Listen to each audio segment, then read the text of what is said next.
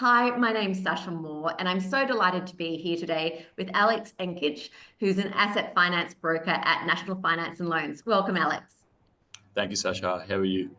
I'm great, and I'm so glad to speak to you today because we're having a bit of a chat offline about the types of asset finance that National Finance and Loans does. And I believe that there's been an increase in demand for personal loans.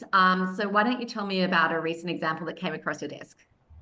Yeah, we see clients coming to us with personal loan inquiries quite often, and it's only been increasing in the last, I want to say, about 6 months.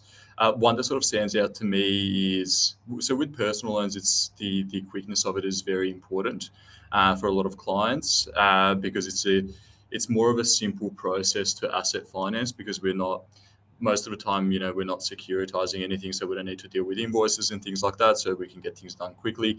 I had a client who was self-employed come to me and ask us for a personal loan as he was looking to do some home improvements, some landscaping in his backyard, and he was after about 30,000. Um, and with self-employed clients, we usually need tax returns, but with him, we could get it done with only bank statements. It was nice and simple for him. He gave me his documents at around 4:30 p.m. and he had the money in his account by 8 a.m. the next morning, which was a great outcome for him.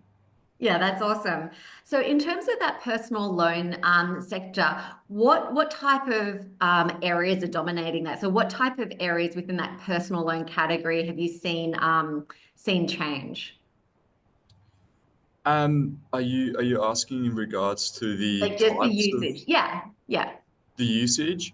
It depends. I mean, some people are after just purchasing a vehicle because they would rather have the money in their account and then they can go and choose what to do because it makes the process more simple for them. They don't need to follow the restrictions that are sometimes there with car loans. For example, they can go and get a much older car, and the interest rate is the same. It's not going to get loaded for them to get an older vehicle.